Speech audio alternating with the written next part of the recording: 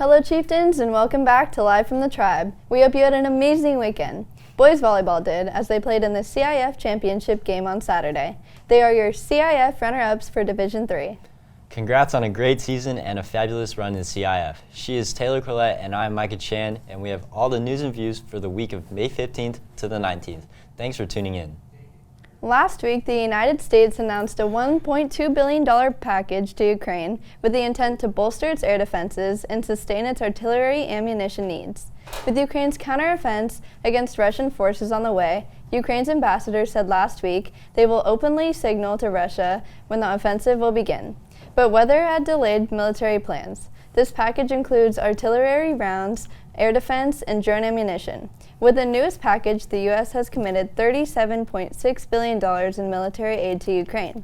Hopefully, the financial aid will help Ukraine in their fight to reclaim their territory from Russia.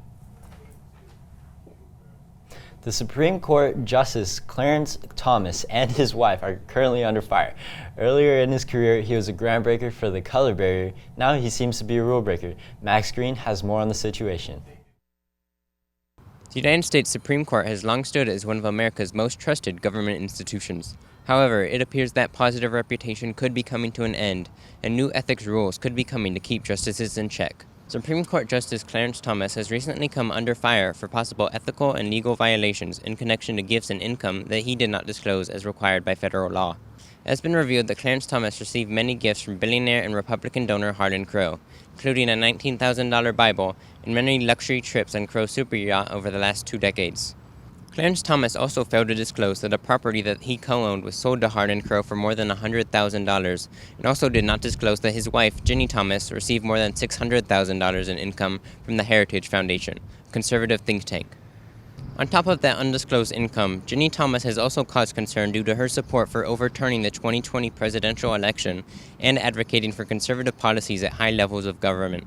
These concerns have led to mounting questions about whether Clarence Thomas can remain unbiased on the court and whether the Supreme Court can be trusted to keep itself in check. The Supreme Court has long argued that it can regulate itself with its own code of ethics and has said that it doesn't require outside rules. However, the concerns about Clarence Thomas have led the Senate Judiciary Committee to ask Chief Justice Roberts to testify about the Supreme Court's self-imposed ethics rules and whether there needs to be reform to them. We will have to wait and see if any reforms or new laws come of this controversy, but it seems that it has already damaged the reputation of the Supreme Court for the foreseeable future. This has been Max Green, CSN. Yesterday was Mother's Day, and we hope you all gave your maternal figures a special thanks for all their work. Our campus is filled with loving mothers, and we wanted to ask them, what's your favorite thing about being a mother? Miss Pena and Miss Heidi had some super sweet answers that we get to hear. So my favorite part about being a mom is the snuggles. She's not even 2, so she's really little, and also how excited she gets when I get home because she literally cheers. So that's it. I don't know, hearing from them now and then and listening to them giggle and just hearing about all their successes and the fun that they're having, and kind of reminds me of all the fun that I had at that age, and I can't wait to see what they do in the future. For the first time in 12 years, we are getting new turf on the football field, meaning new modifications come with it, such as new lacrosse lines, injury protection, and heat reduction strategies.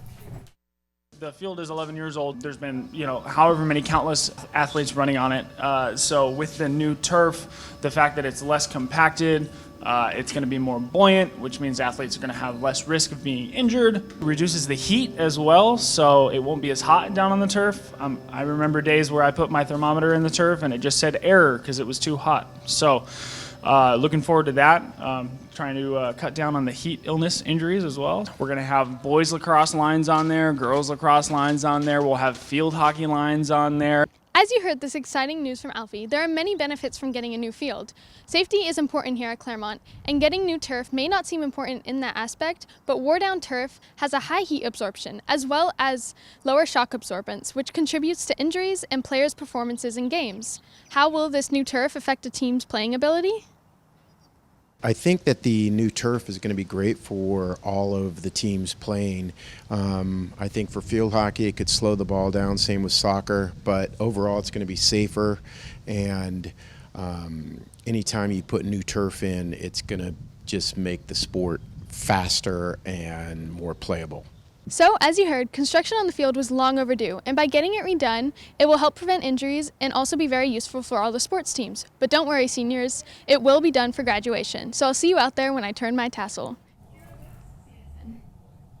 Last Thursday was the final mentor meeting for the juniors. To celebrate their last meeting, Miss Aubrey had arranged a breakfast in the morning and later on in the day lunch for the other two academies. All the mentorship participants seemed to enjoy everything on the day. They were laughing, eating, and remembering everything during this 10-month mentorship program.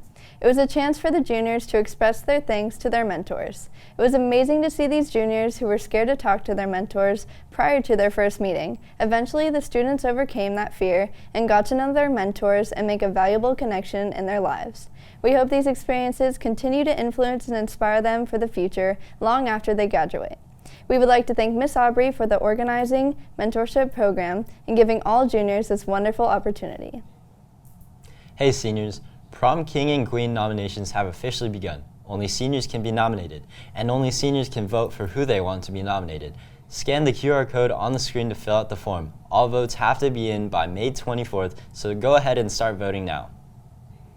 A long time ago in a galaxy far, far away, we had a small little freshman, and now they have mastered the Jedi and are seniors.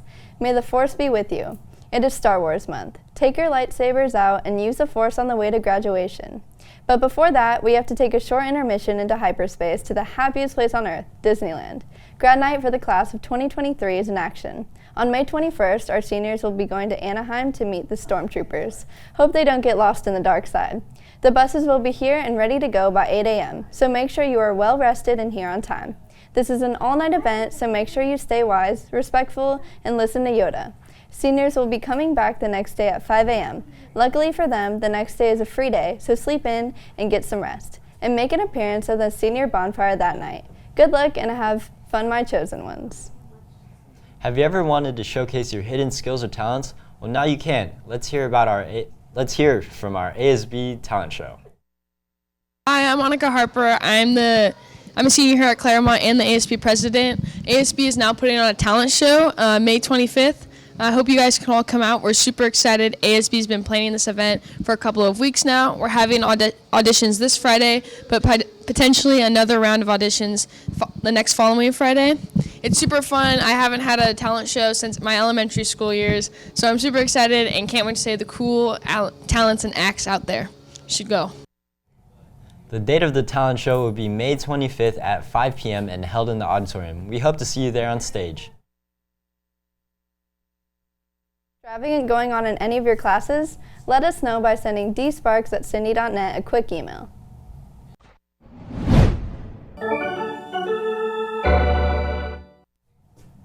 We have Honoré covering sports for us this week. There's not much going on in the schedule, so let's have Honoré check us in on what's happening in the sports world. Thanks guys, glad to be back for another week. Our very own Clairemont varsity boys volleyball has had quite a season this year. They are back-to-back league champs and are coming off an amazing CIF run, led by our stars at the net, Makoa Minor and Slater Beecham, as well as our senior Charlie Kuffner and senior defense Reiki Nabetta. The team is stacked with many more sophomores that will carry on the team into the coming years. But after this amazing season, the boys have really enjoyed playing. We're doing great because we're all friends, so we just go out and we enjoy ourselves. We have a good time. We make jokes while we play. I would say Slater Beecham, he's a great athlete. He's always making us smile. He does so much, setting for the team, blocking the outside. You can always count on him. We have a lot of sophomores that are starting. They're freaking natures. We have Makoa Minor. He was like 6'1" as a freshman, hitting straight down on JV, so we had to pull him up. We have Gabe Toko. Out of nowhere, he became a giant, started just slamming on kids. Being this far into CIF feels great. Last year we lost in the quarterfinals, and being in the semifinals right now with a good shot of going to the championship feels really good. Chieftains, clear your calendar this Saturday and come support your fellow Unified classmates after a great performance by our Unity players last Wednesday on the Diamond. The Unity track and field are taking on their CIF finals as well. They are joined by our general ed track and field runners at Mount Carmel for an all-day event for their CIF prelims. All these runners have been grinding all season and it's finally paying off. So let's come out and support them on their final meet. Honestly, I feel like nervous, a little bit in the beginning of in the track meet, but I'm really like have fun doing the unified track. I interact with the other schoolers that were really nice to me, and anything what they said about us, they were really nice. It's exciting, but I've never been to CIF before. This be my first year doing it with everyone from the track team, and yes. These are some amazing young people, and I know we're going to compete against other unified teams from throughout the county of San Diego, but I guarantee you we'll be ready, and we are coming to win. A lot of exciting things are happening this week in sports. Thank you for having me. Now back to the desk. Thanks, Honore. If you guys missed anything, make sure to head on over to the Athletics tab on the Clairemont website. Now let's take a look back in time for this week's Day in History.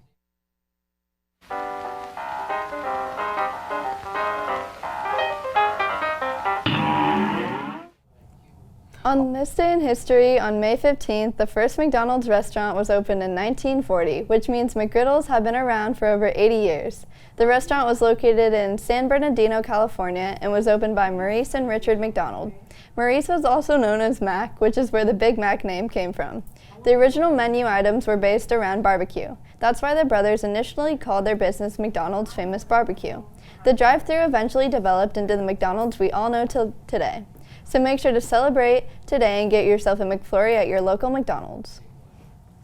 That's all we have this week. Thank you so much for watching. If you want to see more, make sure to like and subscribe.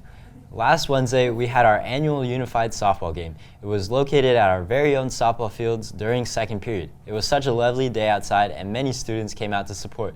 Just in case you missed it, even if you didn't, let's take a look at some clips we have from the game.